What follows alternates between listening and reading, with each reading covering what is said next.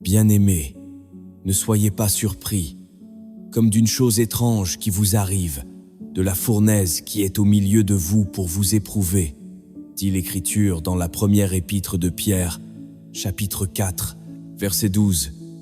Si tu écoutes ce message aujourd'hui, ce n'est pas un hasard. Peut-être que tu t'es déjà posé cette question en silence, tard dans la nuit, le cœur lourd.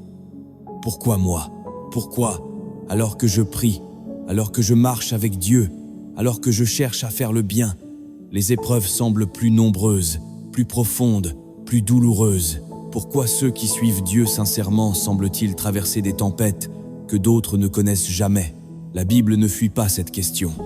Elle y répond avec une vérité puissante, dérangeante parfois, mais libératrice. Oui, les élus de Dieu souffrent plus, non pas parce que Dieu les abandonne, mais précisément parce qu'il les a choisis. Ce message n'est pas là pour flatter, mais pour réveiller, fortifier et éclairer ta marche spirituelle. Ce que tu traverses n'est peut-être pas une malédiction, mais une confirmation. Avant d'aller plus loin, prends un instant pour soutenir cette œuvre. Si ce message te parle, aime cette vidéo, abonne-toi à la chaîne et reste jusqu'à la fin, car une prière spéciale t'attend. Écris aussi en commentaire cette phrase: « Ma souffrance a un sens en Dieu ». Ton témoignage peut fortifier quelqu'un d'autre. Dans cette vidéo, tu vas découvrir ce que la parole révèle sur la souffrance des élus, pourquoi Jésus lui-même a marché par le chemin étroit et comment comprendre spirituellement ce que tu vis aujourd'hui. Reste attentif, car cette révélation peut transformer ta manière de voir l'épreuve et ta relation avec Dieu.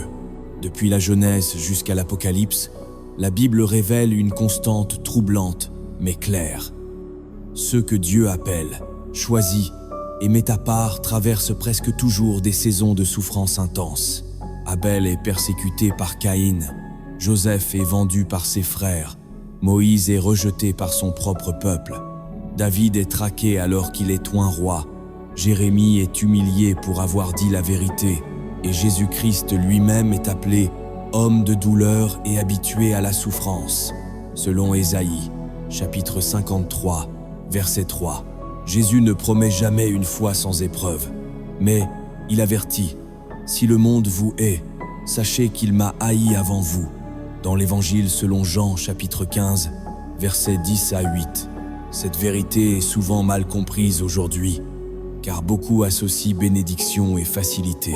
Pourtant, bibliquement, la souffrance n'est pas toujours un signe d'éloignement de Dieu, mais très souvent une marque d'élection, de formation et de préparation spirituelle profonde.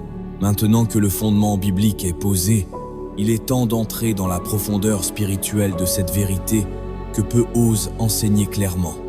La souffrance des élus n'est ni accidentelle ni injuste. Elle obéit à des lois spirituelles précises, révélées dans les Écritures. Chaque principe que tu vas entendre peut changer ta manière d'interpréter ta douleur et ta relation avec Dieu. Principe 1. Dieu permet une souffrance plus intense parce que les élus sont appelés à une intimité plus profonde avec lui.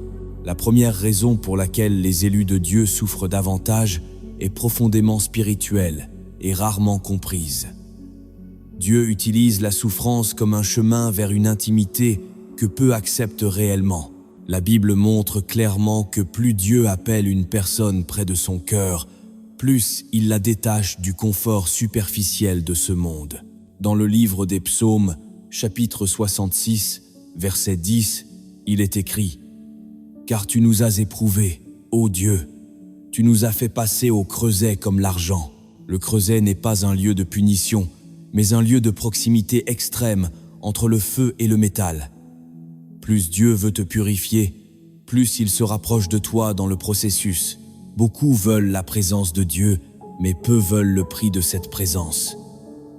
Moïse n'a pas rencontré Dieu dans le confort de l'Égypte, mais dans le désert, après avoir tout perdu.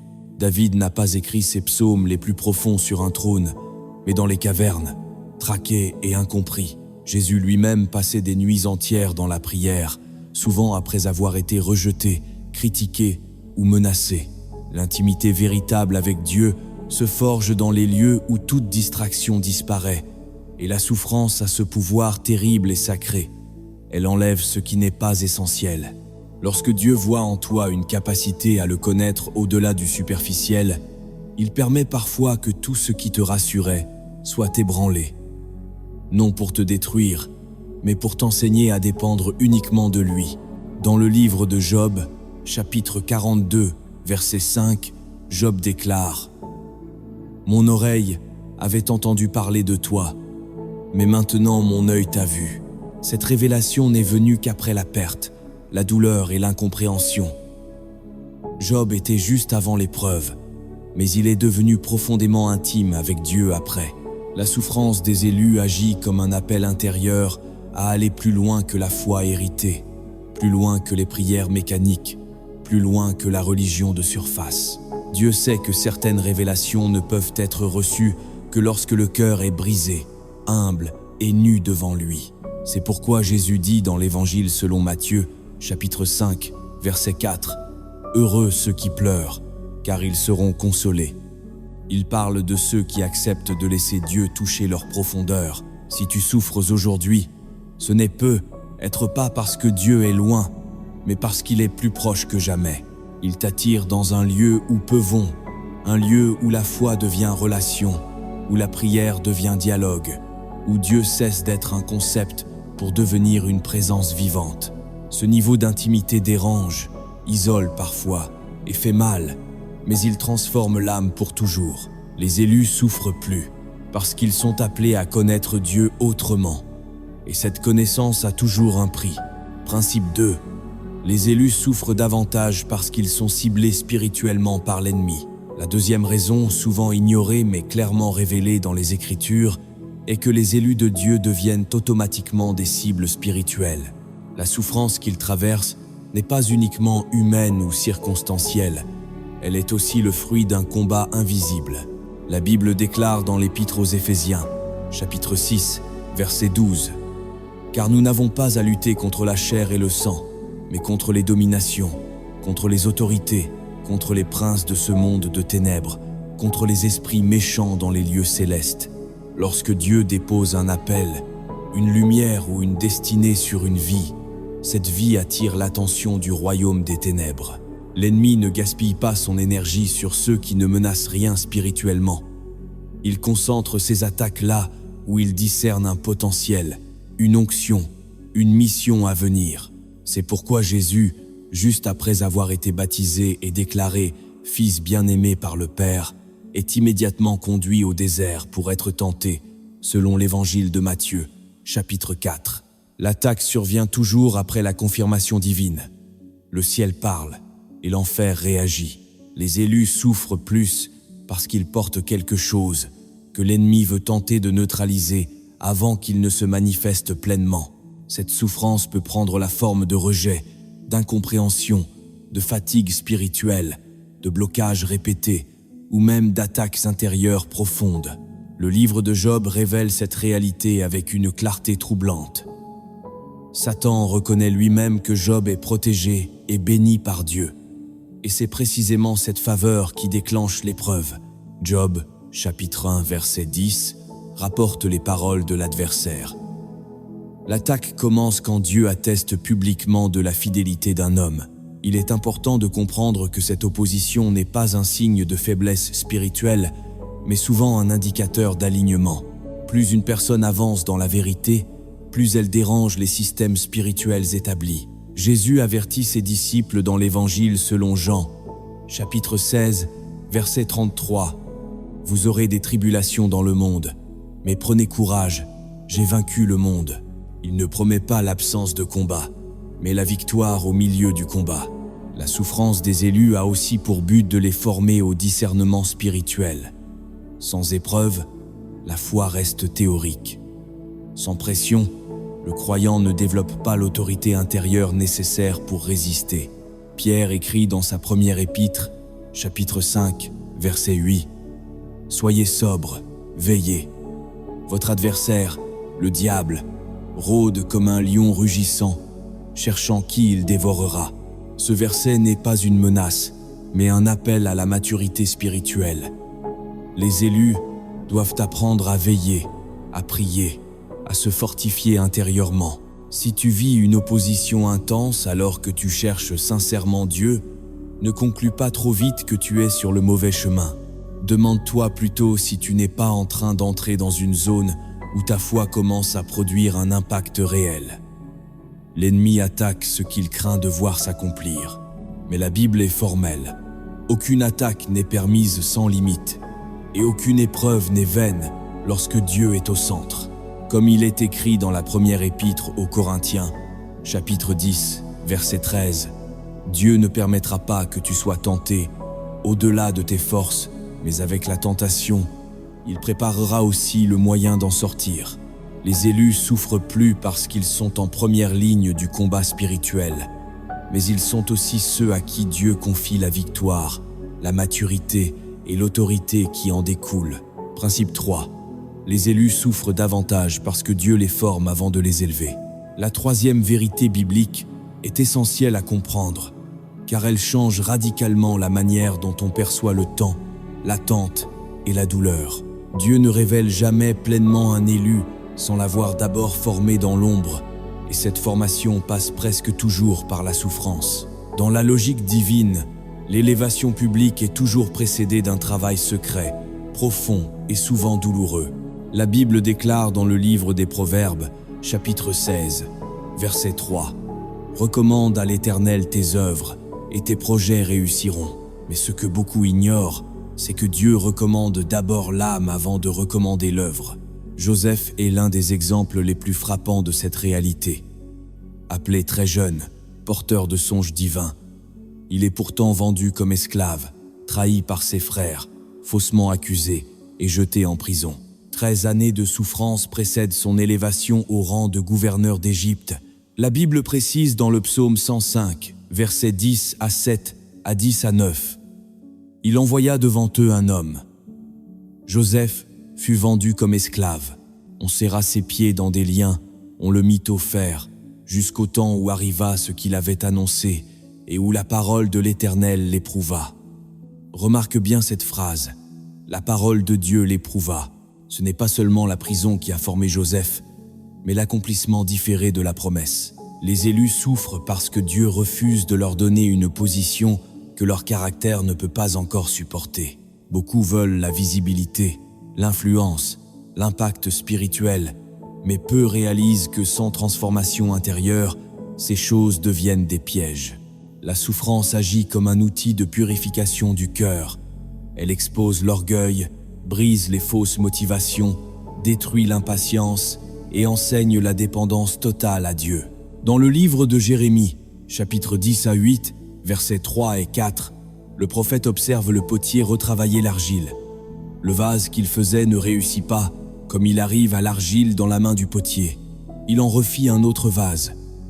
David aussi a connu ce processus. Oint roi par Samuel, il ne monte pourtant pas immédiatement sur le trône. Il fuit, il est humilié, il est trahi, il vit dans la peur et la solitude.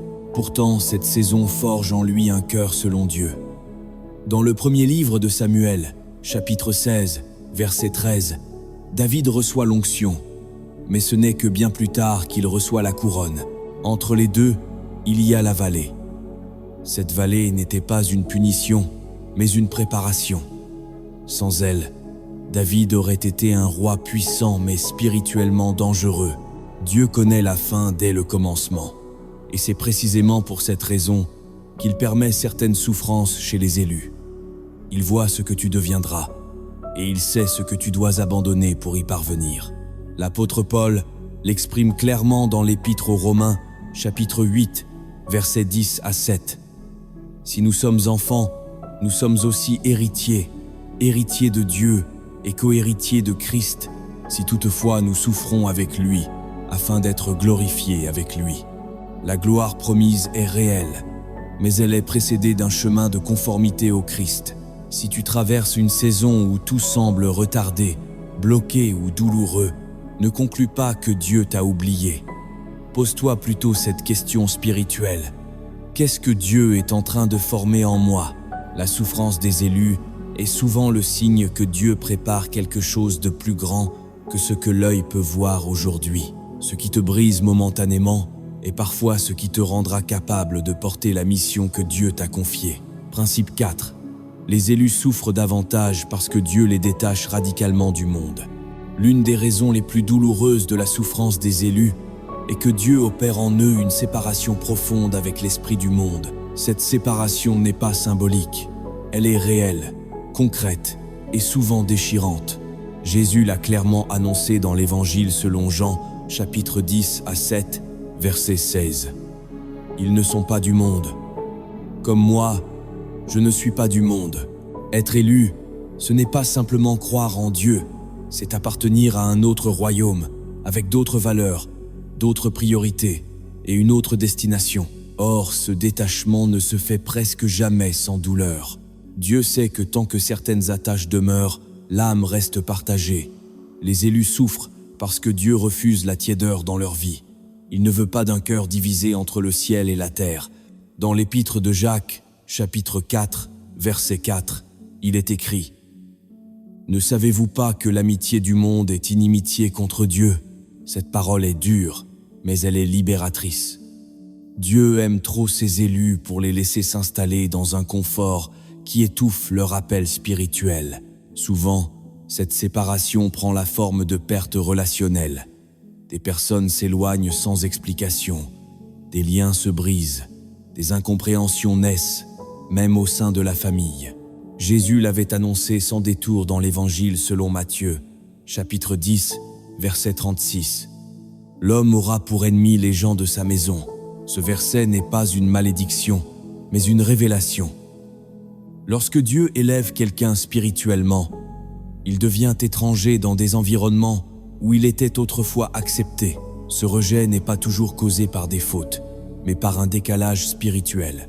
Les élus souffrent aussi parce que Dieu les arrache à certaines ambitions, habitudes ou plaisirs qui semblaient légitimes, mais qui n'étaient pas alignés avec leur destinée.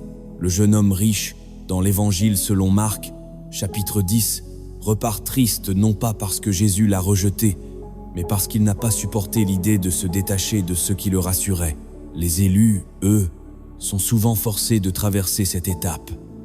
Dieu ne leur laisse pas le choix du compromis, car il sait que ce compromis finirait par les détruire intérieurement. Cette souffrance de séparation crée un sentiment de solitude profonde. Beaucoup d'élus témoignent de ce sentiment étrange d'être entourés mais incompris, aimés mais seuls, présents mais décalés. David exprime cette douleur dans le psaume 69, verset 9. « Je suis devenu un étranger pour mes frères, un inconnu pour les fils de ma mère. » Pourtant, c'est dans cette solitude que Dieu devient plus réel que jamais. Lorsque le monde se retire, Dieu se révèle comme la seule source stable. Dieu détache les élus parce qu'il veut les rendre disponibles. Tant que l'âme est attachée, elle ne peut pas être pleinement envoyée. Abraham a dû quitter son pays, sa famille et la maison de son père avant de recevoir la promesse, selon le livre de la Genèse, chapitre 12. Cette séparation a été douloureuse, mais elle a ouvert la porte à une alliance éternelle. Il en est de même pour chaque élu. Ce que Dieu enlève n'est jamais aussi précieux que ce qu'il prépare. Si tu vis une saison où tu te sens mis à part, incompris ou isolé, ne confonds pas cette douleur avec un abandon. Dieu peut être en train de te protéger de ce qui pourrait corrompre ton appel. La souffrance de la séparation est temporaire, mais la liberté spirituelle qu'elle produit est durable. Les élus souffrent plus parce qu'ils ne peuvent pas vivre à moitié pour Dieu et à moitié pour le monde. Ils sont appelés à marcher entièrement avec lui, même si ce chemin est étroit et solitaire. Principe 5. Les élus souffrent davantage parce que Dieu utilise leur douleur comme un témoignage vivant. La 5e raison est à la fois profonde, bouleversante et souvent difficile à accepter humainement. Dieu permet la souffrance des élus parce qu'il transforme leur douleur en message vivant pour les autres. Dans la logique divine, certaines vérités ne s'enseignent pas par des mots, mais par des vies brisées puis restaurées.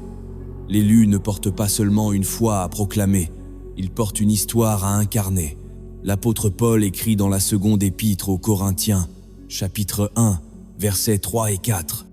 Le Dieu de toute consolation nous console dans toutes nos afflictions, afin que, par la consolation dont nous sommes nous-mêmes l'objet de la part de Dieu, nous puissions consoler ceux qui se trouvent dans quelque affliction. Autrement dit, ce que tu traverses n'est pas seulement pour toi. Dieu sait que le monde n'écoute plus facilement les discours, mais qu'il observe attentivement les vies. La souffrance des élus devient un langage que les cœurs brisés comprennent sans explication.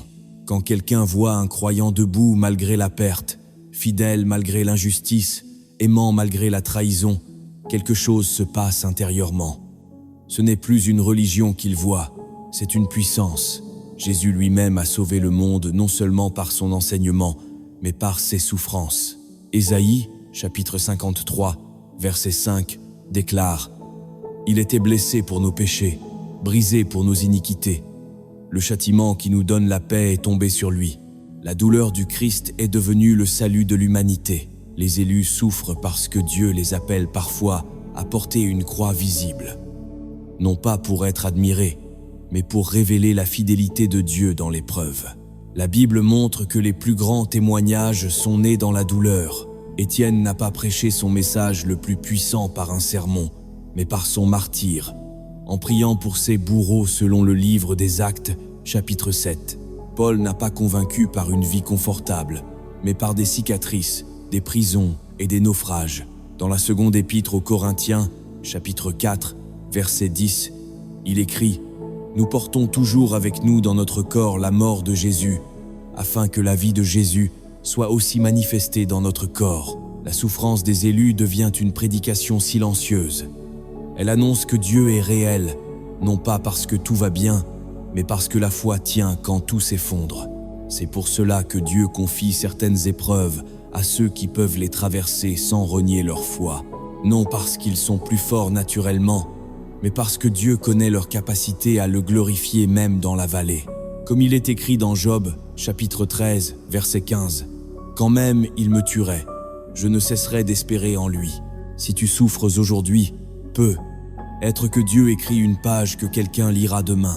Peut être que ta persévérance silencieuse deviendra la réponse à la prière de quelqu'un d'autre. Ce que tu vis n'est pas perdu, ni inutile. Dieu transforme la douleur des élus en lumière pour ceux qui marchent encore dans l'obscurité. Et si ce message te parle, si tu te reconnais dans ces vérités, prends un instant pour aimer cette vidéo et t'abonner à la chaîne. En le faisant, tu permets à ce message d'atteindre d'autres cœurs qui traversent les mêmes combats que toi. Ton simple geste peut devenir un acte de foi et de soutien pour quelqu'un qui en a besoin aujourd'hui. Principe 6. Les élus souffrent davantage parce que leur foi doit être éprouvée pour devenir inébranlable. La 6e raison pour laquelle les élus de Dieu souffrent plus touche au cœur même de la foi authentique. Dieu ne cherche pas une foi fragile, conditionnée par les circonstances favorables, mais une foi enracinée, éprouvée et inébranlable. Or, une foi qui n'a jamais été testée reste théorique. La Bible affirme clairement dans la première épître de Pierre, chapitre 1, versets 6 et 7. « Vous en avez été attristés pour un peu de temps par diverses épreuves, afin que l'épreuve de votre foi, plus précieuse que l'or périssable, ait pour résultat la louange, la gloire et l'honneur lorsque Jésus-Christ apparaîtra. » La foi des élus est précieuse aux yeux de Dieu, et ce qui est précieux est toujours éprouvé. Dieu permet certaines souffrances parce qu'il veut purifier la foi de toute dépendance extérieure. Tant que tout va bien, il est facile de croire, de louer et de prier. Mais lorsque le sol se dérobe, lorsque les réponses tardent, lorsque le ciel semble silencieux, la foi est mise à nu. C'est là que Dieu observe non pas ce que l'on dit de lui, mais ce que l'on croit réellement de lui. Abraham n'a pas été appelé père de la foi parce qu'il a reçu la promesse, mais parce qu'il a accepté de marcher pendant de longues années sans en voir l'accomplissement, selon l'épître aux Romains, chapitre 4, verset 20. Les élus souffrent parce que Dieu veut les conduire à une foi mature, capable de tenir même quand tout semble contredire la parole.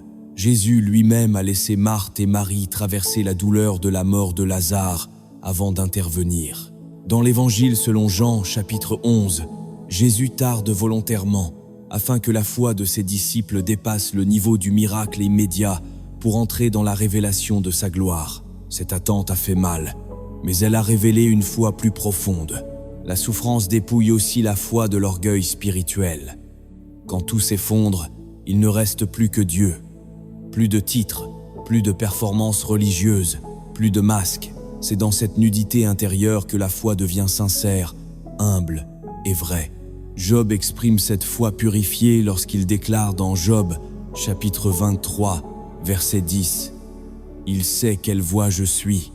S'il m'éprouvait, je sortirais pur comme l'or. » Job ne comprend pas, mais il fait confiance. Voilà une foi que Dieu honore. Les élus souffrent plus parce que Dieu refuse qu'ils vivent une foi superficielle. Il les conduit là où les certitudes humaines ne suffisent plus, afin qu'ils apprennent à s'appuyer uniquement sur sa parole. Cette foi éprouvée devient alors une force intérieure qui ne dépend plus des saisons. Paul écrit dans la seconde épître à Timothée, chapitre 1, verset 12, « Je sais en qui j'ai cru, et je suis persuadé qu'il a la puissance de garder mon dépôt. » Cette conviction ne naît pas dans la facilité, mais dans la traversée. Si ta foi est secouée aujourd'hui, ne panique pas. Dieu n'est pas en train de la détruire, il est en train de la solidifier. Ce qui résiste à l'épreuve devient une fondation solide pour le reste de ta vie spirituelle. Les élus souffrent parce que leur foi est appelée à porter du poids, à soutenir d'autres vies et à traverser des tempêtes sans s'effondrer. Et Dieu n'éprouve jamais une foi qu'il ne compte pas utiliser puissamment. Principe 7. Les élus souffrent davantage parce que Dieu les appelle à porter la souffrance des autres. La 7e raison pour laquelle les élus de Dieu traversent des souffrances plus intenses est profondément liée à leur mission spirituelle. Dieu les appelle à devenir des porteurs, des intercesseurs et des médiateurs de compassion. Les élus ne vivent pas seulement pour eux-mêmes, ils portent souvent, consciemment ou non, le fardeau des autres. Cette réalité est lourde, incomprise, mais bibliquement fondée. L'apôtre Paul écrit dans l'Épître aux Galates, chapitre 6, verset 2, « Portez les fardeaux les uns des autres, et vous accomplirez ainsi la loi de Christ. » Porter le fardeau ne se fait jamais sans douleur. Dieu confie certaines douleurs à ceux qu'il sait capables de ne pas se fermer, de ne pas s'endurcir et de ne pas devenir amers. Les élus souffrent parce que leur cœur reste sensible dans un monde qui s'anesthésie. Ils ressentent plus profondément l'injustice, la détresse, la solitude, la perte. Là où d'autres se protègent émotionnellement, les élus sont appelés à rester ouverts. Jésus est l'exemple parfait de cette souffrance portée pour les autres. Dans l'Évangile selon Matthieu, chapitre 8, versets 10 à 7, il est écrit « Il a pris nos infirmités et il s'est chargé de nos maladies. Avant même la croix, Jésus portait déjà les douleurs humaines. » Cette capacité à porter vient souvent d'une expérience personnelle de la souffrance. Dieu permet aux élus de traverser certaines vallées afin qu'ils puissent reconnaître la douleur chez les autres sans jugement. Celui qui n'a jamais pleuré profondément ne sait pas accompagner celui qui pleure. Celui qui n'a jamais été brisé ne sait pas parler au cœur brisé. C'est pourquoi Paul déclare dans la seconde épître aux Corinthiens, chapitre 4, verset 12. « Ainsi la mort agit en nous et la vie agit en vous. La souffrance de l'élu devient la source de vie pour d'autres. » Les élus souffrent aussi parce qu'ils sont souvent appelés à intercéder. L'intercession véritable n'est pas confortable. Elle implique un engagement émotionnel et spirituel profond. Moïse intercède jusqu'à l'épuisement pour un peuple rebelle. Jérémie pleure sur la destruction à venir de Jérusalem. Daniel jeûne, s'humilie et confesse des péchés qui ne sont pas directement les siens. Dans le livre de Daniel, chapitre 9, verset 3, il est écrit qu'il tourna sa face vers le Seigneur en priant et en suppliant, avec le jeûne, le sac et la cendre. L'élu souffre parce qu'il ne peut pas rester indifférent. Porter les autres signifie aussi accepter d'être incompris. Beaucoup de souffrances des élus ne viennent pas de leur propre faute, mais du poids qu'ils portent en silence. Ils ressentent une fatigue intérieure que peu peuvent expliquer. Pourtant, cette souffrance a une valeur immense aux yeux de Dieu. Ésaïe, chapitre 53, verset 11, parle du serviteur souffrant. À cause du travail de son âme, il rassasiera ses regards. Ce travail de l'âme est invisible, mais il produit du fruit éternel. Si tu te sens souvent affecté par la douleur des autres, si tu portes des charges qui ne semblent pas être les tiennes, si ton cœur est facilement touché par la souffrance humaine, ne pense pas que tu es faible. Il est possible que Dieu t'ait appelé à être un canal de consolation, un intercesseur discret, un témoin de sa compassion. Les élus souffrent plus parce qu'ils aiment plus, portent plus et ressentent plus. Et dans le royaume de Dieu, cette souffrance n'est jamais vaine. Elle devient une semence de guérison, de réconciliation et de vie pour ceux que Dieu mettra sur ton chemin. Principe 8. Les élus souffrent davantage parce que leur héritage éternel est plus grand que leur confort terrestre. La 8e raison pour laquelle les élus de Dieu souffrent davantage touche à une vérité que notre génération a souvent du mal à accepter. Dieu ne mesure pas la réussite d'une vie par le confort présent, mais par la gloire éternelle à venir. Les élus souffrent parce que leur espérance n'est pas ancrée dans ce monde, mais dans le royaume de Dieu. La Bible le déclare clairement dans l'Épître aux Hébreux, chapitre 11, verset 13. C'est dans la foi qu'ils sont tous morts, sans avoir obtenu les choses promises, mais ils les ont vues et saluées de loin. Les élus vivent avec les yeux tournés vers l'invisible, et cela change radicalement la manière dont Dieu traite leur parcours terrestre. Dieu sait que le confort excessif peut endormir l'âme. Il sait que la facilité peut détourner le cœur de l'Éternel vers le temporaire. C'est pourquoi il permet parfois que les élus soient privés de certaines sécurités, afin que leur espérance demeure pure. Jésus avertit dans l'Évangile selon Luc, chapitre 12, verset 15, « Gardez-vous avec soin de toute avarice, car la vie d'un homme ne dépend pas de ses biens. » Les élus souffrent parce que Dieu refuse qu'ils confondent bénédiction et accumulation, paix et absence d'épreuve. L'apôtre Paul exprime cette réalité avec une clarté saisissante dans l'Épître aux Romains, chapitre 8, versets 10 à 8. « J'estime que les souffrances du temps présent ne sauraient être comparées à la gloire à venir qui sera révélée pour nous. » Cette déclaration ne vient pas d'un homme épargné par la douleur, mais d'un homme battu, emprisonné, rejeté et incompris. Paul avait compris que la souffrance des élus est temporaire, mais que leur héritage est éternel. Dieu permet parfois la privation ici-bas pour préparer une richesse que rien ne pourra enlever. Les élus souffrent parce qu'ils sont formés à vivre comme des pèlerins. Ils apprennent à ne pas s'attacher excessivement à ce qui passe. Abraham vivait dans des tentes alors qu'une terre lui était promise. La Bible dit dans Hébreux, chapitre 11, verset 10, qu'il attendait la cité qui a de solides fondements, celle dont Dieu est l'architecte et le constructeur. Cette attente a coûté, mais elle a purifié son regard. Plus un élu comprend que ce monde n'est pas sa destination finale, plus il accepte de traverser certaines pertes sans perdre la foi. Jésus lui-même rappelle à ses disciples que le véritable trésor n'est pas ici-bas. Dans l'Évangile selon Matthieu, chapitre 6, versets 10 à 9 et 20, il déclare « Ne vous amassez pas des trésors sur la terre, mais amassez-vous des trésors dans le ciel. » Les élus souffrent parce qu'ils sont appelés à investir là où l'œil ne voit pas encore. Leur fidélité dans la douleur devient une richesse spirituelle éternelle. Cette perspective change profondément la manière de traverser l'épreuve. La souffrance n'est plus perçue comme une injustice finale, mais comme un passage.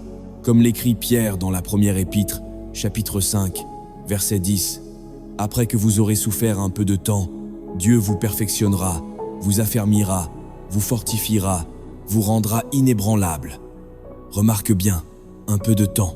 La souffrance a une durée, mais la récompense est éternelle.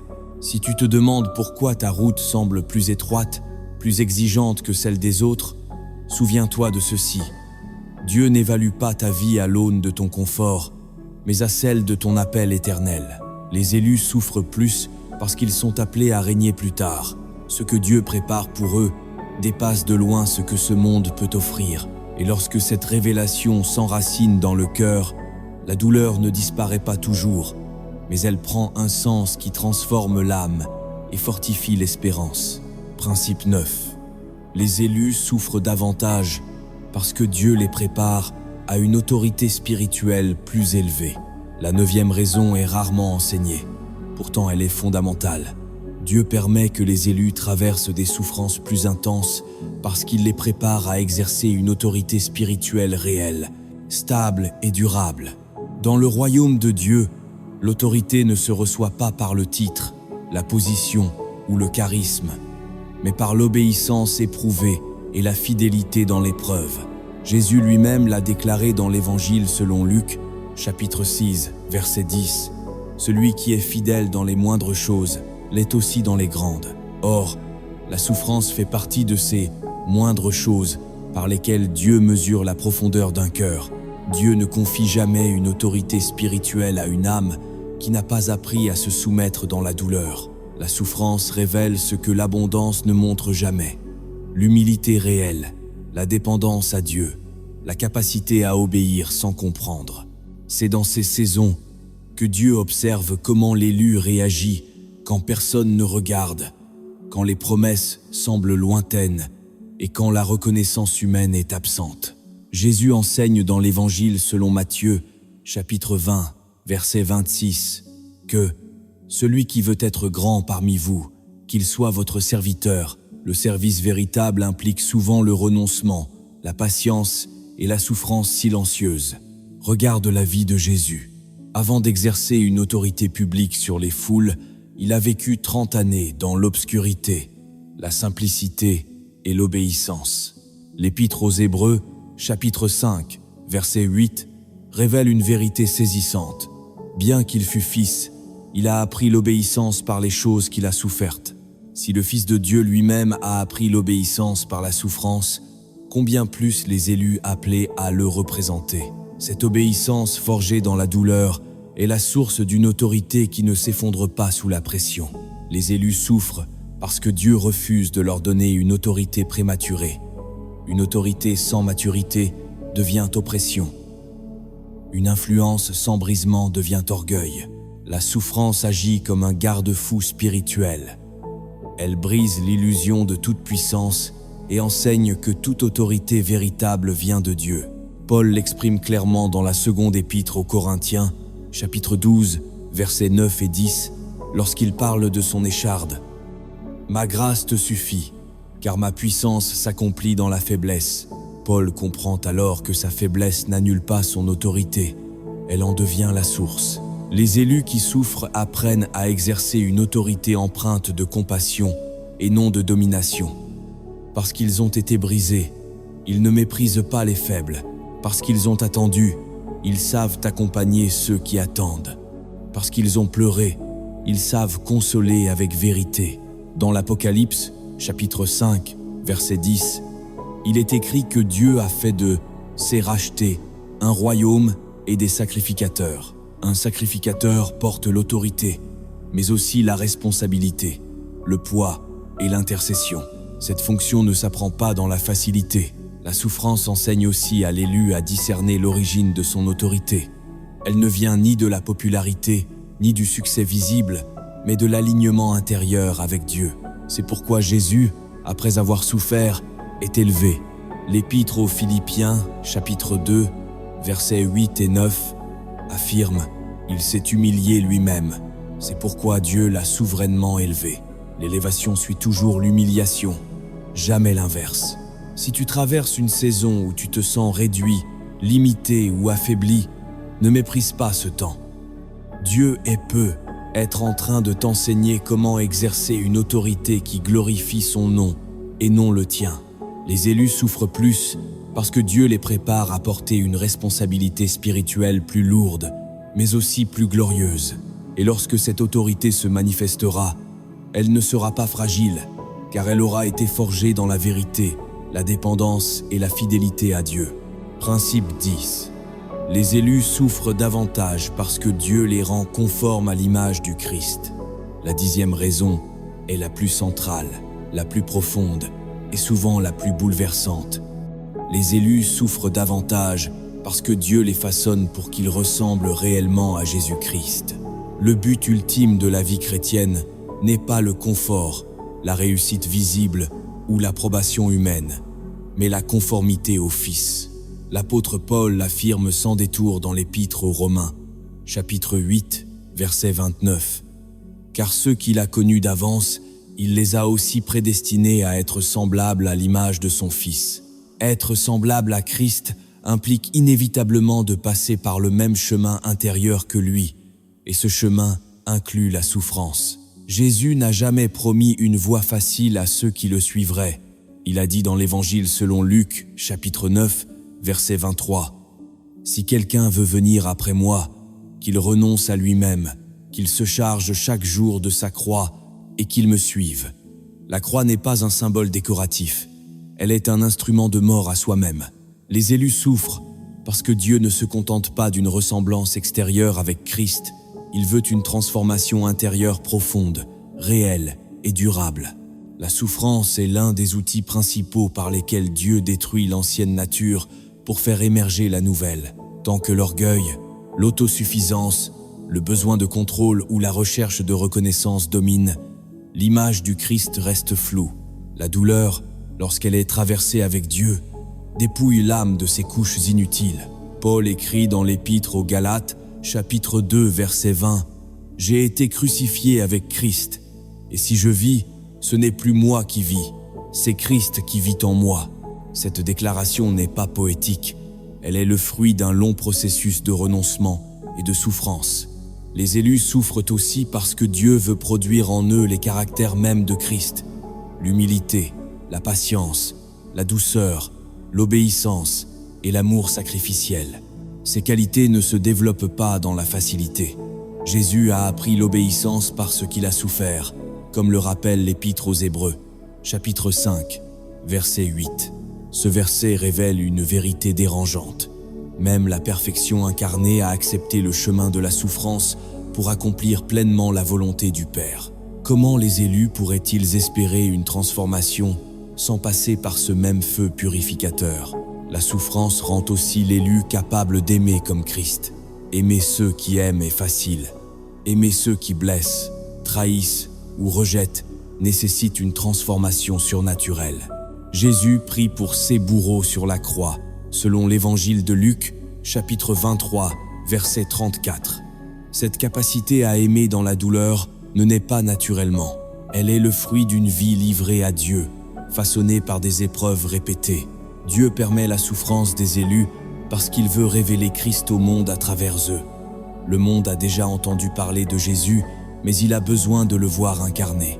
Paul écrit dans la seconde épître aux Corinthiens, chapitre 3, verset 3, que les croyants sont une lettre de Christ, connue et lue de tous les hommes. Cette lettre s'écrit souvent avec des larmes, du silence, de la persévérance et de la fidélité dans l'épreuve. La souffrance grave l'image du Christ dans l'âme de l'élu. Si tu souffres aujourd'hui sans comprendre, si tu as l'impression que Dieu te conduit par un chemin étroit, rappelle-toi ceci. Dieu ne cherche pas seulement à te bénir, il cherche à te transformer. Ce que tu vis est peut être la réponse à une prière ancienne, celle où tu as demandé à ressembler davantage à Jésus. La conformité à Christ est coûteuse, mais elle est glorieuse. Et ceux qui acceptent ce chemin découvrent une paix que rien ne peut leur enlever.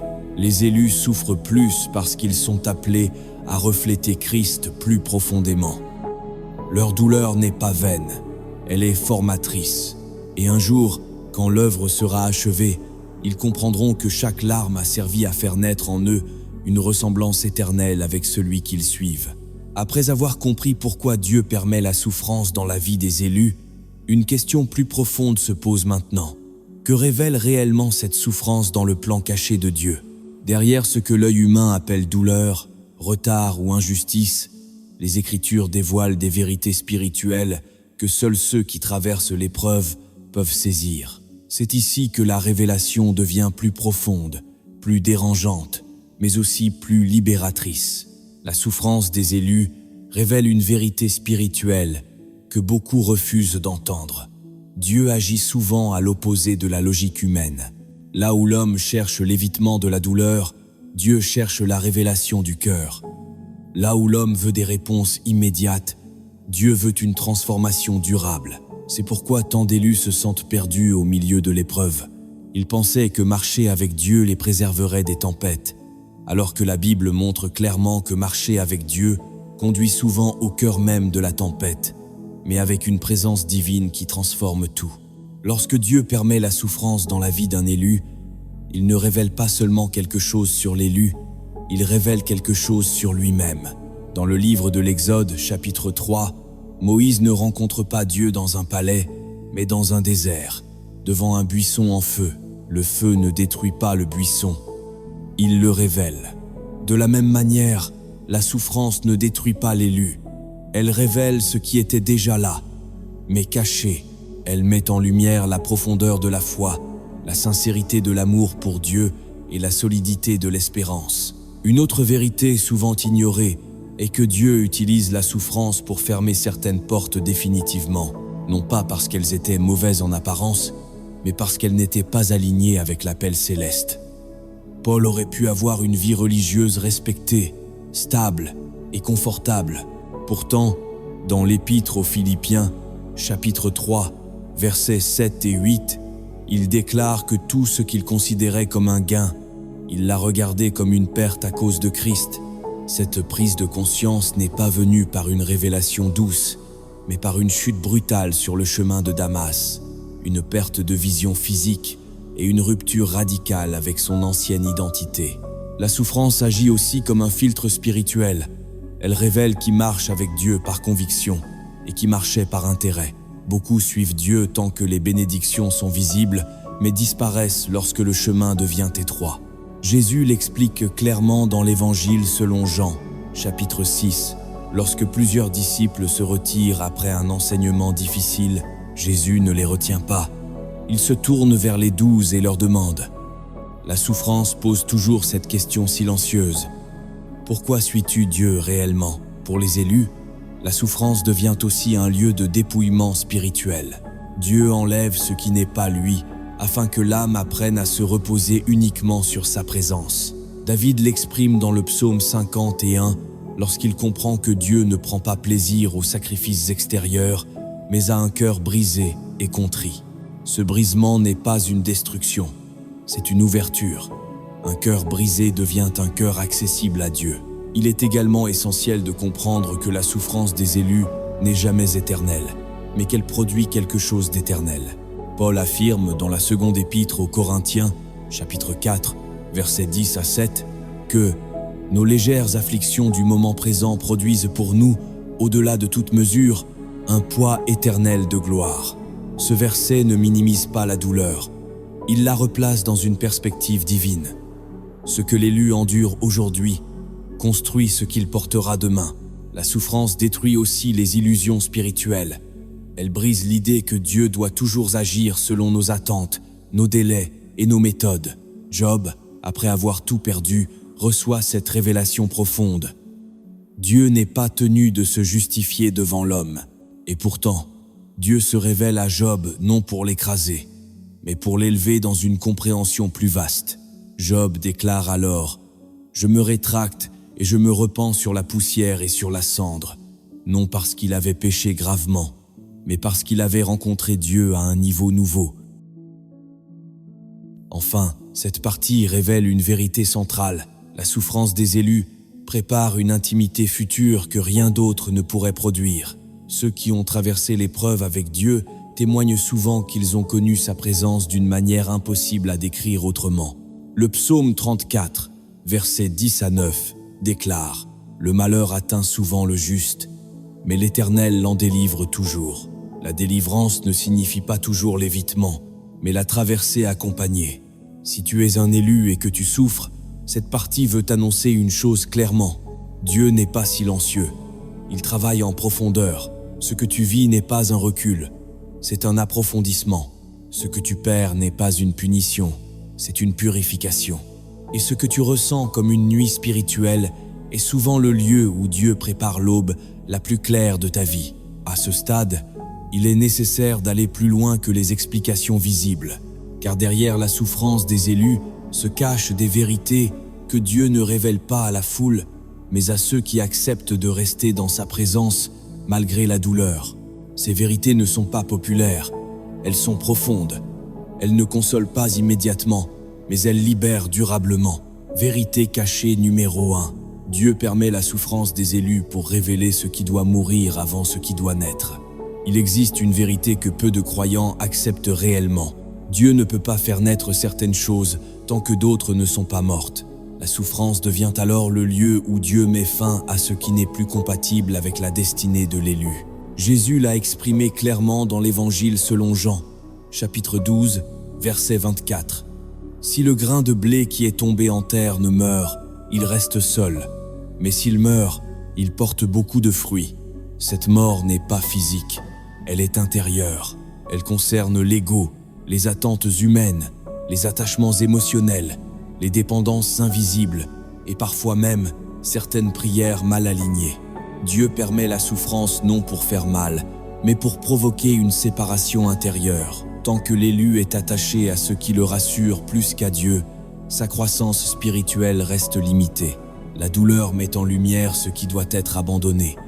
Elle révèle ce qui dominait le cœur sans que l'élu en soit pleinement conscient.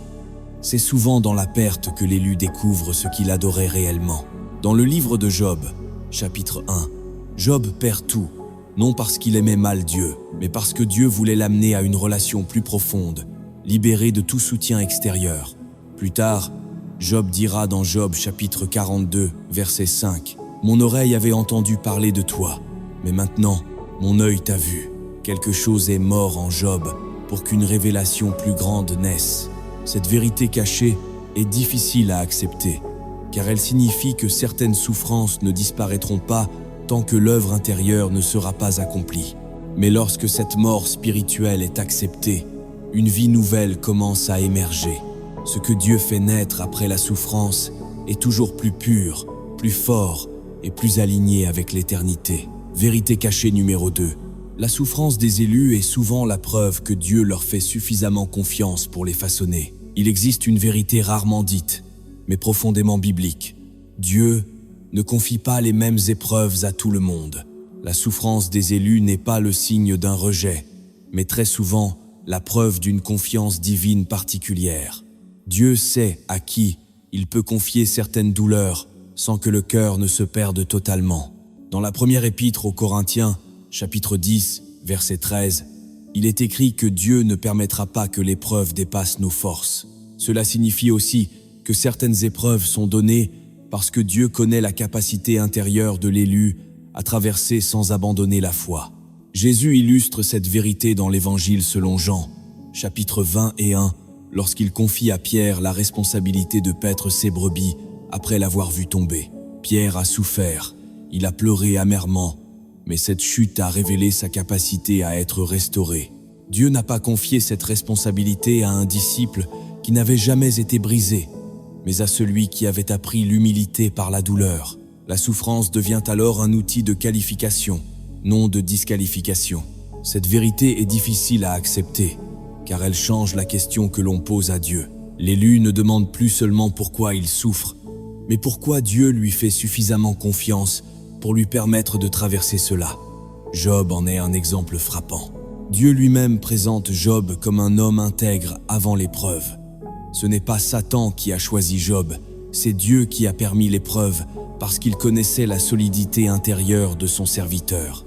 La souffrance devient ainsi un langage de confiance divine. Elle indique que Dieu voit plus loin que la douleur présente. Là où l'élu voit une épreuve insupportable, Dieu voit une transformation nécessaire. Cette perspective ne supprime pas la douleur, mais elle change profondément la manière de la porter. L'élu comprend qu'il n'est pas abandonné, mais façonné avec précision par un Dieu qui connaît intimement les limites et les capacités de son cœur. Vérité cachée numéro 3. Dieu permet la souffrance des élus pour les rendre imperméables aux illusions spirituelles. Il existe une vérité profonde que seule la souffrance révèle clairement. Beaucoup de choses qui semblent spirituelles ne le sont pas réellement. Dieu permet la douleur dans la vie des élus afin de briser les illusions spirituelles qui pourraient les éloigner de la vérité. Tant que tout va bien, il est facile de confondre bénédiction et approbation divine, succès et appel, activité religieuse et intimité réelle avec Dieu. La souffrance agit comme un révélateur brutal mais salvateur. Dans le livre de Jérémie, chapitre 10 à 7, verset 9, il est écrit « Le cœur est tortueux par-dessus tout, et il est méchant. Qui peut le connaître? Dieu, lui, connaît le cœur, et il sait que certaines illusions ne tombent que lorsque l'âme est mise à nu. La douleur enlève les filtres. Elle révèle si la foi repose sur Dieu ou sur ce qu'il donne. Elle expose les attentes cachées, les motivations inconscientes et les compromis silencieux. Jésus a volontairement laissé certains disciples se détourner de lui après des paroles difficiles, comme rapporté dans l'Évangile selon Jean, chapitre 6. Il ne les a pas retenus, car la vérité devait filtrer ceux qui le suivaient pour le pain de ce monde et ceux qui le suivaient pour la vie éternelle. Les élus souffrent parce que Dieu refuse qu'ils vivent dans une foi basée sur l'illusion. Ils préfèrent une foi dépouillée, mais vraie, à une foi confortable mais fausse. La souffrance rend l'élu imperméable aux faux évangiles, aux promesses rapides et aux discours séduisants. Celui qui a traversé la nuit avec Dieu ne se laisse plus facilement tromper. Il reconnaît la voix du vrai berger, comme Jésus le dit dans l'Évangile selon Jean, chapitre 10, verset 4. Cette maturité spirituelle coûte cher, mais elle protège l'âme sur le long terme. Ainsi, Dieu permet la souffrance non pour priver l'élu, mais pour le vacciner spirituellement contre l'illusion. Ce qui est douloureux aujourd'hui devient une protection demain, et l'élu qui accepte ce processus marche ensuite avec un discernement que rien ne peut facilement ébranler. Vérité cachée numéro 4. Dieu permet la souffrance des élus pour les détacher de l'approbation humaine et les ancrer dans son regard. Une des chaînes les plus subtiles qui freinent la destinée spirituelle est le besoin d'être compris, validé et approuvé par les autres. Dieu permet la souffrance dans la vie des élus pour les libérer radicalement de cette dépendance invisible. Tant que l'élu cherche encore l'approbation humaine, son obéissance reste fragile. La douleur devient alors un outil de libération intérieure. Dans l'Épître aux Galates, chapitre 1, verset 10, Paul pose une question tranchante. « Si je plaisais encore aux hommes, je ne serais pas serviteur de Christ. » Cette parole révèle que l'appel de Dieu entre souvent en conflit direct avec le regard des hommes. La souffrance isole l'élu non par cruauté, mais par nécessité spirituelle. Elle provoque des incompréhensions, des jugements injustes, parfois même des accusations venant de personnes proches. Jésus l'a vécu pleinement. Dans l'Évangile selon Marc, chapitre 3, certains de ses proches pensaient qu'il avait perdu la raison. Pourtant, il n'a jamais ajusté sa mission pour préserver son image. La souffrance l'a enraciné dans l'obéissance au Père et non dans l'opinion des foules. Dieu sait que l'élu ne pourra jamais marcher pleinement dans sa destinée tant qu'il aura peur d'être mal compris. La douleur brise ce lien. Elle apprend à l'élu à obéir même quand personne n'applaudit, à rester fidèle même quand le silence remplace la reconnaissance.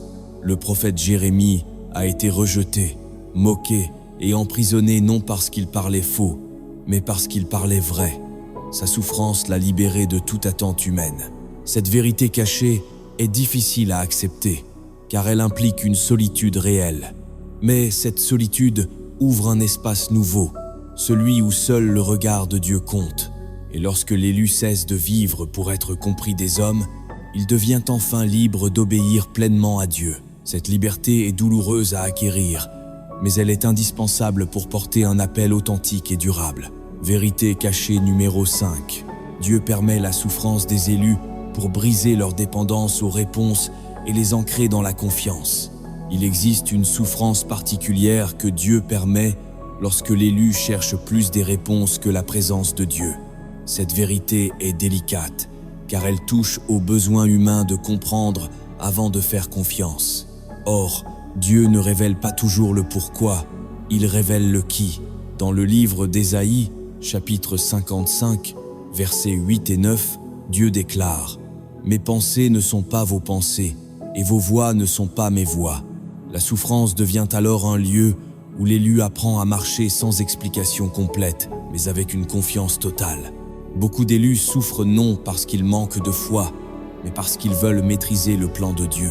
La douleur surgit lorsque Dieu retire les repères habituels et refuse de donner des réponses immédiates. Job a posé de nombreuses questions, Mais Dieu ne lui a jamais expliqué la cause précise de sa souffrance. Au lieu de cela, Dieu s'est révélé lui-même, et cette révélation a été suffisante pour apaiser l'âme de Job. Jésus illustre cette vérité au jardin de Gethsémane. Il ne reçoit pas d'explications détaillées, mais il choisit la confiance totale. Non pas ma volonté, mais la tienne. Selon l'évangile de Luc, chapitre 22, verset 42. Cette confiance sans réponse visible est l'un des plus hauts niveaux de maturité spirituelle. Dieu permet la souffrance des élus pour déplacer leur foi des réponses vers la relation. Tant que l'élu a besoin de comprendre pour obéir, sa foi reste conditionnelle. Mais lorsqu'il apprend à faire confiance même dans le silence, sa foi devient solide et inébranlable. Cette souffrance n'enlève pas la paix, elle la transforme. Elle fait passer l'élu d'une foi dépendante des circonstances à une foi enracinée dans le caractère immuable de Dieu. Vérité cachée numéro 6. Dieu permet la souffrance des élus pour les rendre dépendants de l'esprit et non de leur propre force. Il existe une transformation profonde que Dieu opère chez les élus à travers la souffrance. Il les vide progressivement de la confiance en leurs propres capacités pour les rendre entièrement dépendants de l'esprit. Tant que l'élu peut encore s'appuyer sur son intelligence, son charisme, ses ressources ou sa volonté, il risque de confondre la puissance de Dieu avec ses propres forces. La souffrance vient alors comme un lieu de dépouillement nécessaire. Il les vide progressivement de la confiance en leurs propres capacités pour les rendre entièrement dépendants de l'esprit. Tant que l'élu peut encore s'appuyer sur son intelligence, son charisme, ses ressources ou sa volonté, il risque de confondre la puissance de Dieu avec ses propres forces. La souffrance vient alors comme un lieu de dépouillement nécessaire.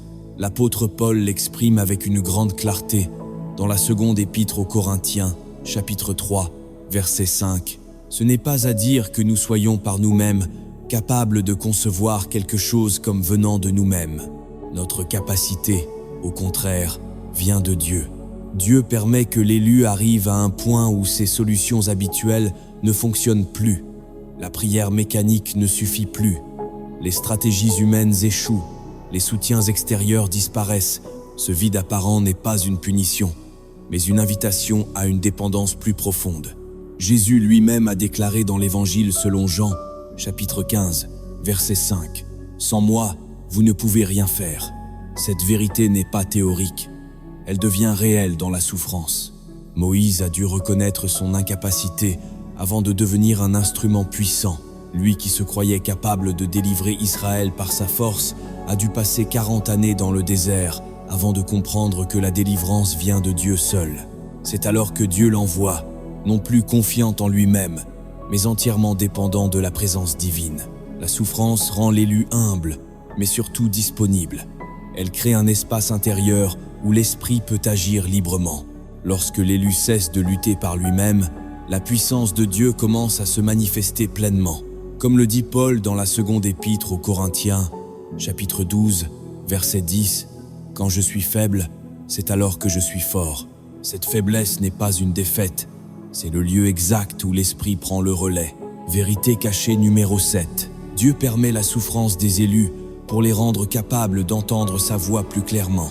Il existe une réalité spirituelle que beaucoup découvrent seulement dans la douleur. Cette vérité n'est pas théorique, elle devient réelle dans la souffrance. Moïse a dû reconnaître son incapacité avant de devenir un instrument puissant. Lui qui se croyait capable de délivrer Israël par sa force a dû passer 40 années dans le désert avant de comprendre que la délivrance vient de Dieu seul.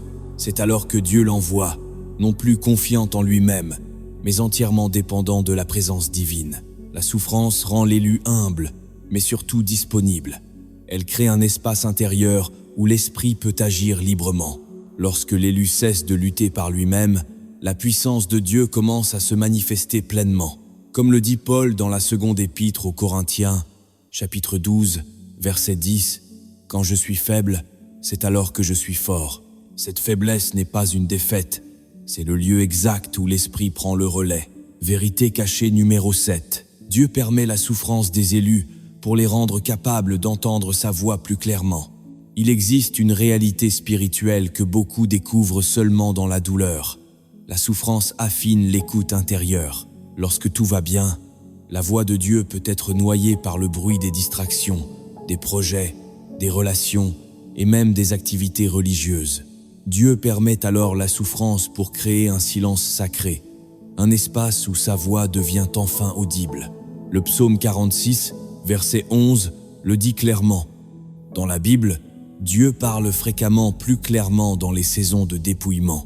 Élie ne reconnaît pas Dieu dans le vent violent, ni dans le tremblement de terre, ni dans le feu, mais dans un murmure doux et léger, selon le premier livre des Rois, chapitres 10 à 9. Or, ce murmure n'est perceptible que lorsque le cœur est brisé, humble et attentif. La souffrance enlève les bruits inutiles et rend l'âme réceptive. Les élus souffrent parce que Dieu veut leur confier des directions précises, des paroles sensibles, des appels qui exigent une écoute fine. Tant que l'élu s'appuie sur ses propres raisonnements, il risque de confondre la voix de Dieu avec ses désirs. La douleur force l'élu à chercher Dieu, non pour ce qu'il donne, mais pour ce qu'il dit. Jésus affirme dans l'Évangile selon Jean, chapitre 10, verset 27, « Mes brebis entendent ma voix ». Cette capacité d'écoute se développe dans l'intimité, et l'intimité se forge souvent dans la souffrance. Ainsi, Dieu permet certaines épreuves non pour éloigner l'élu, mais pour le rapprocher. La souffrance devient un lieu de révélation, où la voix de Dieu cesse d'être vague et devient direction. L'élu apprend alors à reconnaître, discerner et obéir, non par habitude, mais par relation vivante. Et cette écoute transformée devient l'un des plus grands trésors spirituels que la douleur peut produire. Vérité cachée numéro 8. Dieu permet la souffrance des élus pour les préparer à des bénédictions qu'ils ne pourraient pas porter autrement. Il existe une vérité spirituelle, rarement enseignée. Certaines bénédictions deviennent destructrices si elles sont reçues trop tôt ou avec un cœur non préparé. Dieu permet donc la souffrance des élus non pour retarder leur bénédiction, mais pour les rendre capables de la porter sans se perdre.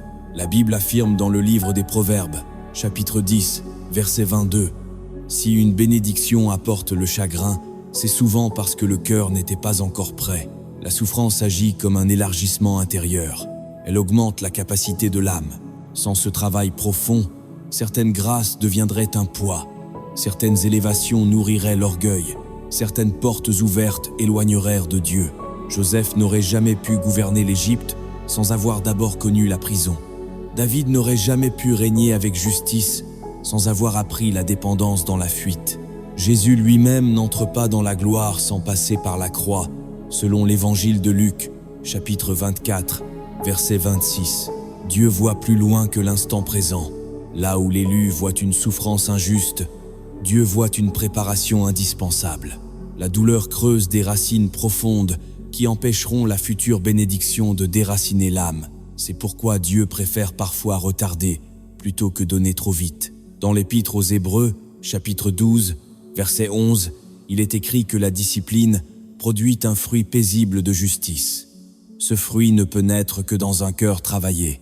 Si Dieu te fait attendre, si tu souffres avant de recevoir, ce n'est pas un refus, c'est une protection. Ce qu'il prépare pour toi est plus grand que ce que tu imagines, et il veut que cette bénédiction te rapproche de lui, non qu'elle te remplace. La souffrance prépare l'élu à recevoir sans s'égarer. Vérité cachée numéro 9. Dieu permet la souffrance des élus pour les détacher du temps présent et les ancrer dans l'éternité. Il existe une vérité que la souffrance révèle avec une clarté que rien d'autre ne peut offrir. Ce monde n'est pas la destination finale de l'élu. Tant que la vie est stable, confortable et prévisible, le cœur s'attache facilement au présent. La souffrance vient briser cette illusion et recentrer l'âme sur l'éternité. L'apôtre Paul l'exprime avec force dans l'Épître aux Colossiens, chapitre 3, versets 1 et 2. « Affectionnez-vous aux choses d'en haut et non à celles qui sont sur la terre. Cette affection ne devient réelle que lorsque ce qui est terrestre cesse de suffire. » Dieu permet la douleur pour déplacer le regard de l'élu. Ce déplacement n'est pas un rejet de la vie terrestre, mais une réorientation de l'espérance. Lorsque certaines sécurités disparaissent, l'élu comprend que sa paix ne peut pas dépendre de ce qui est fragile et passager. Jésus l'enseigne dans l'Évangile selon Matthieu, chapitre 7, lorsqu'il parle de la maison bâtie sur le sable et de celle bâtie sur le roc. La tempête ne fait pas la différence entre les maisons par hasard. Elle révèle leur fondement. La souffrance rend l'éternité plus réelle que le présent. Elle donne du poids aux promesses invisibles. Elle rend crédible l'espérance du royaume. Paul déclare dans la seconde épître aux Corinthiens, chapitre 5, verset 1, que même si notre demeure terrestre est détruite, nous avons dans le ciel une habitation éternelle. Cette certitude ne se forge pas dans l'abondance, mais dans la perte. Dieu permet cette vérité cachée pour que l'élu ne s'installe jamais trop confortablement dans un monde qui passe. La douleur rappelle que la vraie récompense n'est pas ici-bas. Et lorsque l'élu comprend cela, il traverse l'épreuve avec une paix nouvelle, car son cœur est déjà ancré dans ce qui ne peut être ébranlé. Vérité cachée, numéro 10. Dieu permet la souffrance des élus pour sceller leur identité et les rendre inébranlables. La dernière vérité cachée est l'une des plus puissantes. Dieu permet la souffrance pour sceller définitivement l'identité spirituelle de l'élu. Tant que l'identité repose sur ce que l'on fait, ce que l'on possède ou ce que les autres disent, elle reste fragile. La souffrance vient dépouiller l'élu de toutes ses références extérieures afin que son identité soit enracinée uniquement en Dieu. L'apôtre Paul écrit dans l'Épître aux Romains, chapitre 8, verset 15. « Vous avez reçu un esprit d'adoption par lequel nous crions « Abba, Père ». Cette filiation devient réelle lorsque tout le reste est ébranlé. Dieu sait que l'ennemi attaque toujours l'identité avant la mission. Jésus lui-même est tenté au désert par ces mots. « Si tu es fils de Dieu », selon l'évangile de Matthieu, chapitre 4. Avant même d'attaquer son ministère, Satan tente de semer le doute sur son identité. De la même manière, la souffrance permet à l'élu de régler une fois pour toutes cette question intérieure. Suis-je fidèle à Dieu pour ce que je reçois ou pour ce que je suis en lui? Lorsque l'élu traverse la douleur sans perdre sa foi, quelque chose se scelle définitivement. Il ne suit plus Dieu par peur, par intérêt ou par habitude, mais par conviction profonde. Cette identité affermie devient inébranlable. Paul peut alors déclarer dans l'Épître aux Romains, chapitre 8, verset 38, qu'aucune souffrance, aucune puissance, aucune détresse ne peut le séparer de l'amour de Dieu. La souffrance devient ainsi un sceau, non une cicatrice. Elle marque l'élu non comme une victime, mais comme un fils ou une fille pleinement établi. Et lorsque cette identité est scellée, l'élu peut traverser n'importe quelle saison sans se perdre, car il sait désormais qui il est, à qui il appartient et pourquoi il marche avec Dieu. Maintenant que les vérités cachées ont été révélées, une responsabilité spirituelle repose sur toi, car une révélation qui n'est pas appliquée devient un simple savoir et non une transformation. Dieu ne t'a pas montré pourquoi les élus souffrent pour t'expliquer ta douleur, mais pour t'apprendre comment marcher avec lui au cœur même de cette douleur.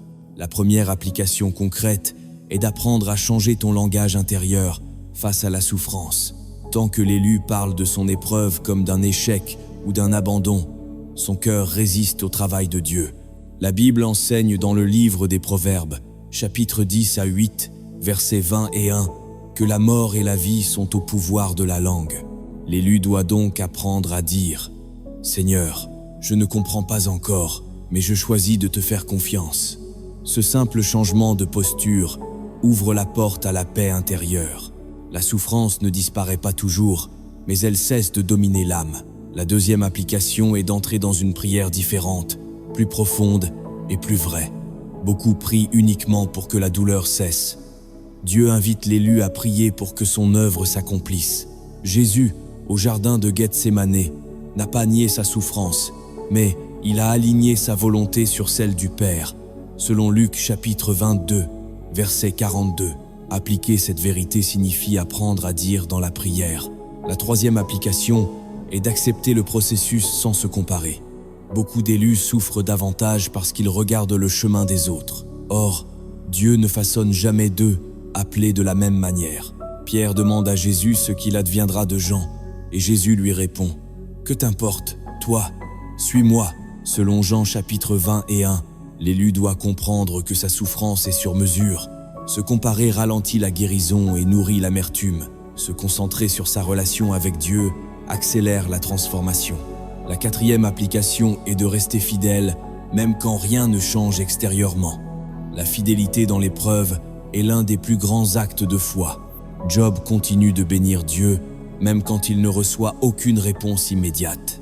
Cette fidélité silencieuse produit une force spirituelle invisible, mais réelle. Cette fidélité silencieuse produit une force spirituelle invisible, mais réelle. Dieu voit ce que les hommes ne voient pas.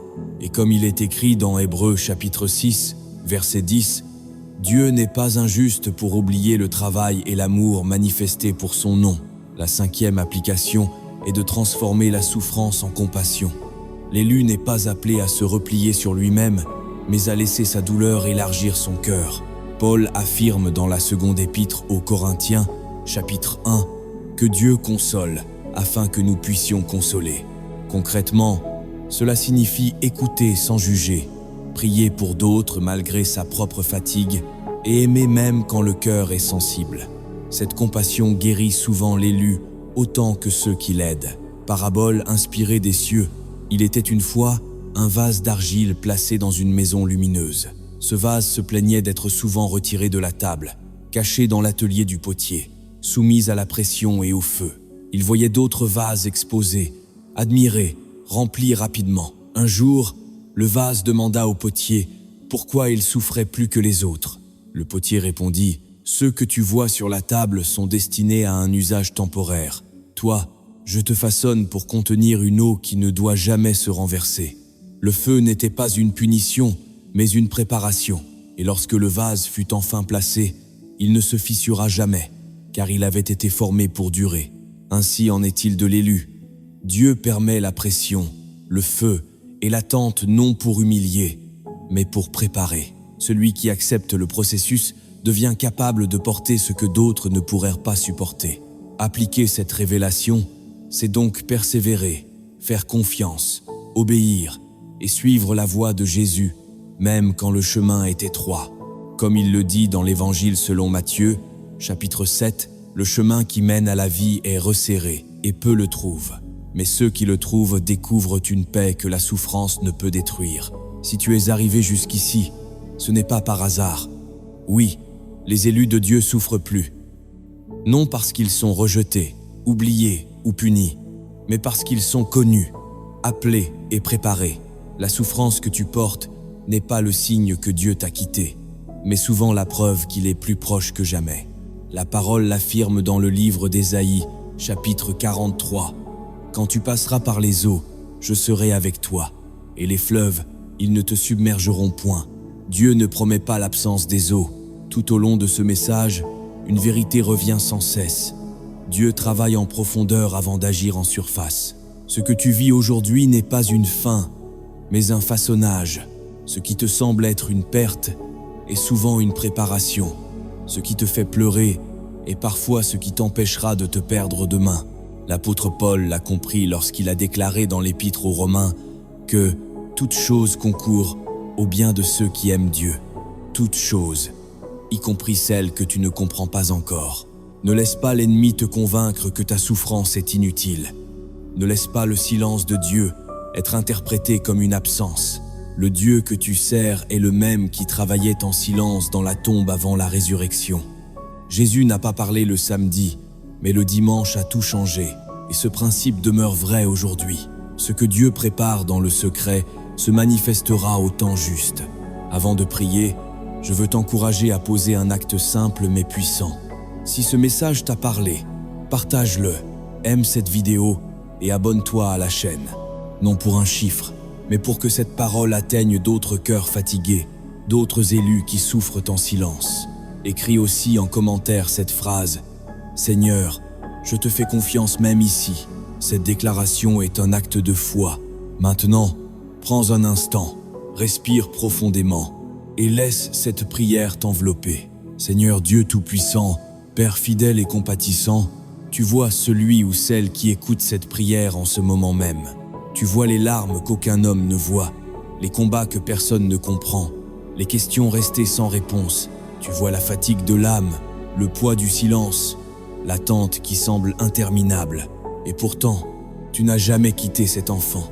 Seigneur, je te prie de rappeler à ton élu qu'il n'est pas abandonné, mais choisi, qu'il n'est pas brisé, mais façonné, qu'il n'est pas en retard, mais en préparation. Comme tu l'as dit dans le livre de Jérémie, je connais les projets que j'ai formés sur vous, projets de paix et non de malheur, afin de vous donner un avenir et une espérance. Donne la force de continuer quand tout pousse à abandonner. Donne la paix qui dépasse toute intelligence, comme tu l'as promis. Apprends à ton enfant à faire confiance même quand il ne comprend pas. Brise toute voix de condamnation, toute accusation intérieure, tout mensonge qui dit que cette souffrance est vaine. Seigneur Jésus, toi qui as porté la croix, toi qui connais la douleur, marche avec celui qui souffre aujourd'hui. Transforme cette épreuve en témoignage, cette nuit en fondation, ces larmes en semences. Que ton esprit apporte repos, clarté et espérance. Et lorsque viendra le temps de la restauration, que ton élu se souvienne que tu étais là depuis le début, qu'il sache que chaque pas, même douloureux, l'a rapproché de toi. Nous te faisons confiance, Seigneur, même ici, même maintenant. Amen.